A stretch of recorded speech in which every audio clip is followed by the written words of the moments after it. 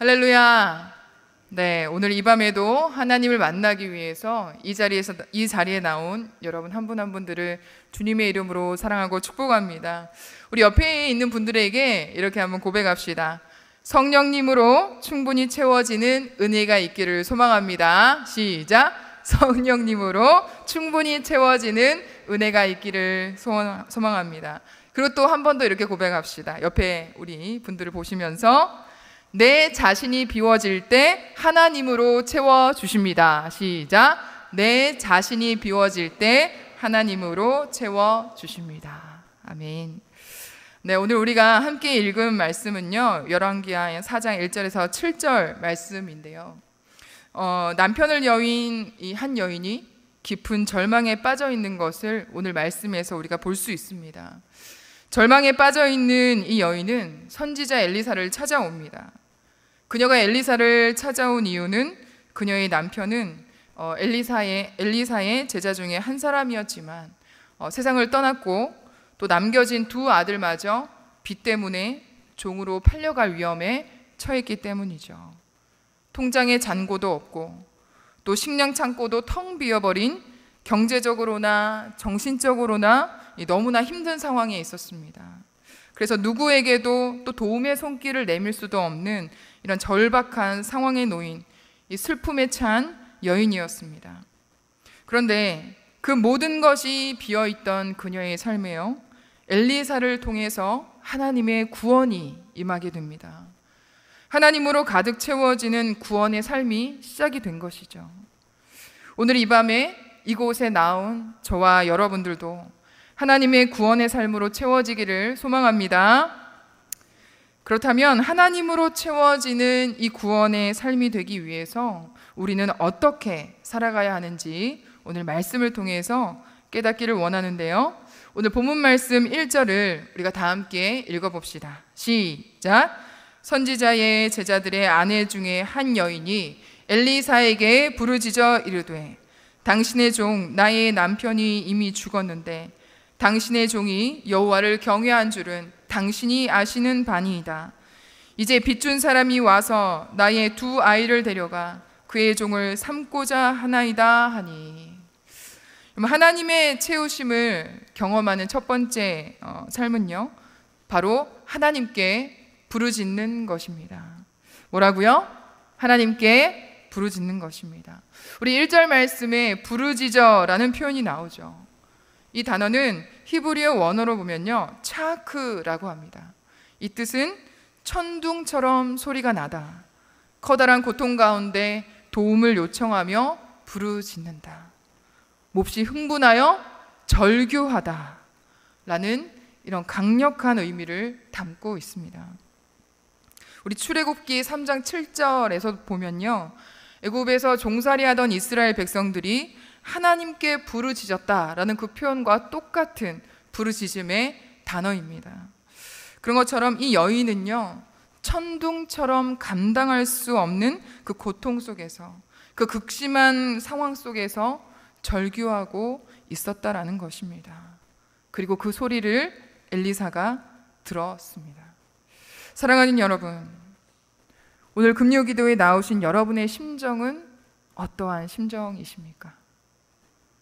이 여인처럼 절박한 심정을 가지고 오신 분들도 계실 것이고, 또 오늘 이 자리에 익숙한 습관을 쫓아서 나오신 분들도 계실 것입니다.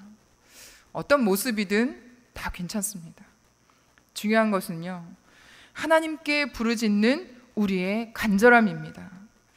여러분, 부르짖는 기도가 필요한 이유가 있습니다.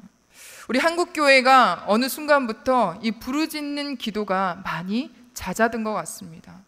어떤 사람들은 부르짖는 기도 소리 때문에 기도가 방해가 된다, 또 무식하다, 또 시끄럽다, 그러한 이유들로 여러 가지로 이 부르짖는 기도의 영적인 세계가 좀 많이 닫혀진 것 같은데요, 우리가 부르짖어야 될 이유가 있습니다. 그 이유는 우리의 감정적인 해소뿐만이 아니라요, 그것보다 훨씬 중요한 것이 있는데, 우리의 부르짖는 기도를 통해서 우리의 닫혀있던 그 영적인 문들이 열리기 때문입니다.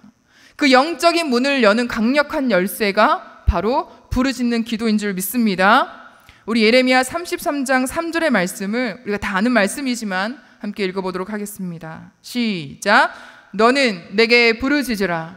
내가 내게 응답하겠고 내가 알지 못하는 크고 비밀한 일을 내게 보이리라. 아멘.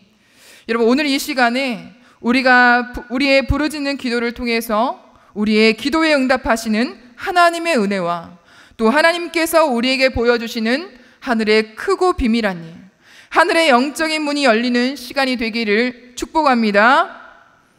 하늘의 문이 열리기 시작할 때에 나 자신은 사라지고 오직 하나님만 보이게 되고요.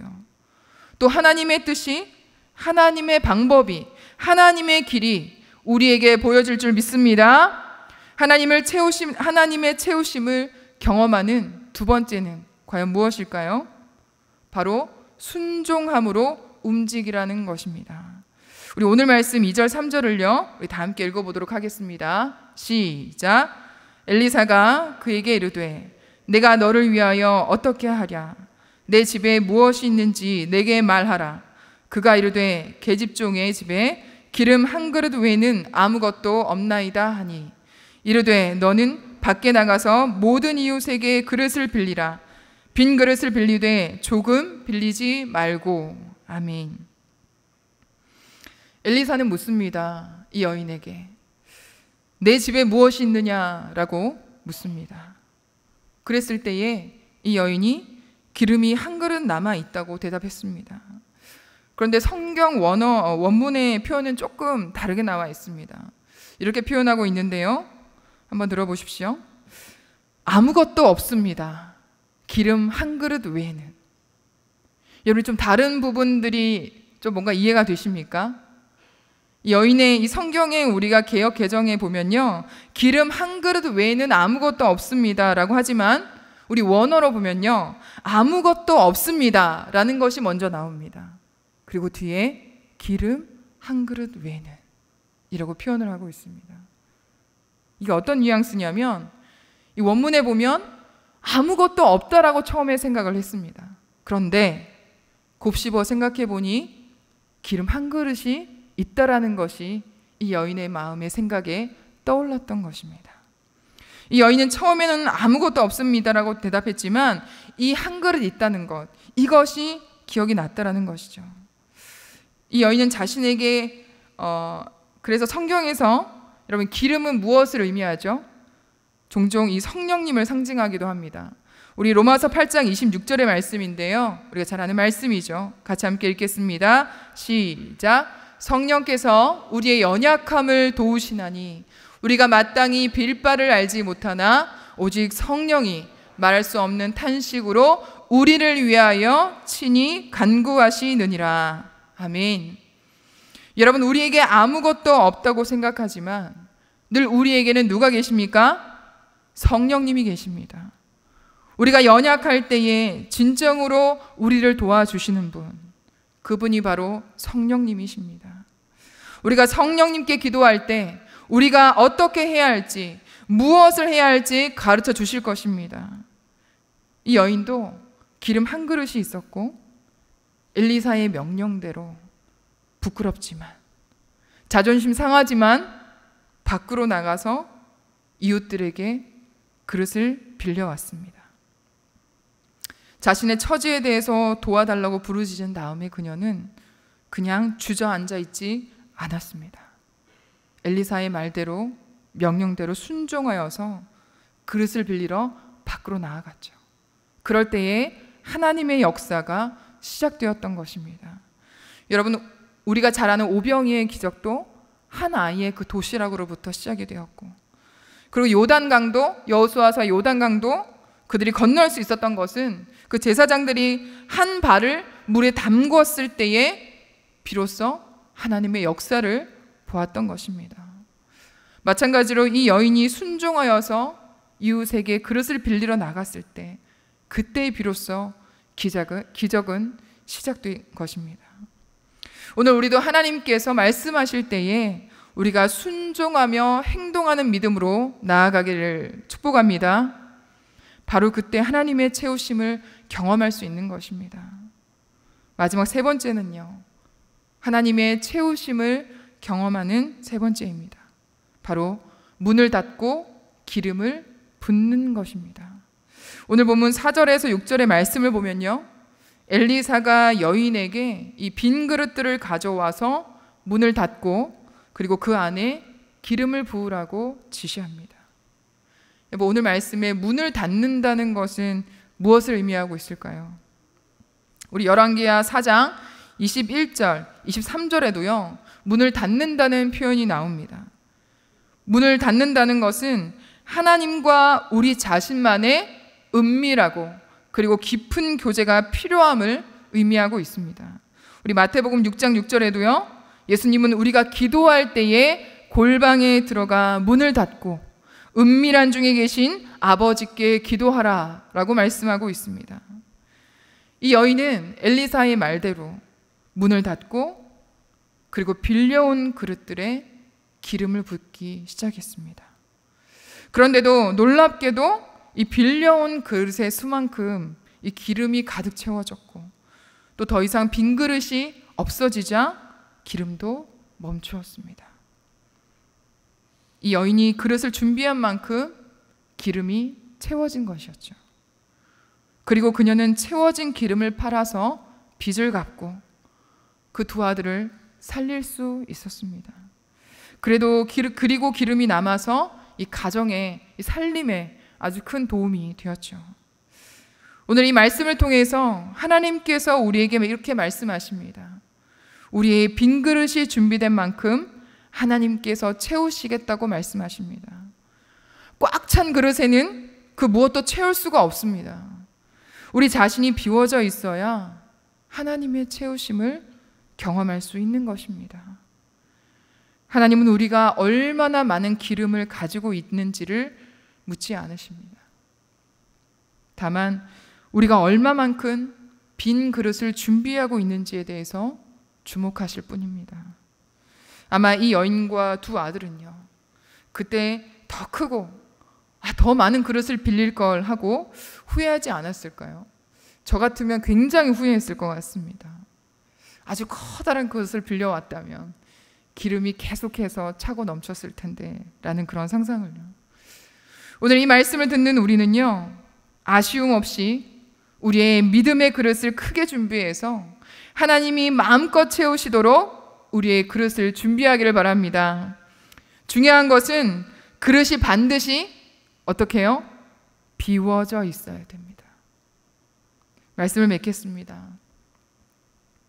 사랑하는 여러분, 왜 우리의 삶에 그렇다면 하나님으로 가득 채워져야만 할까요? 하나님으로 가득 채워져 있는 사람은요, 하나님께서 자신을 진정으로 사랑하신다는 것을 깊이 깨닫게 됩니다. 그래서 내 뜻에 하나님의 뜻을 맞추려 하기보다 하나님의 뜻이야말로 진정으로 내가 원하다는 것임을 내가 깨닫게 됩니다.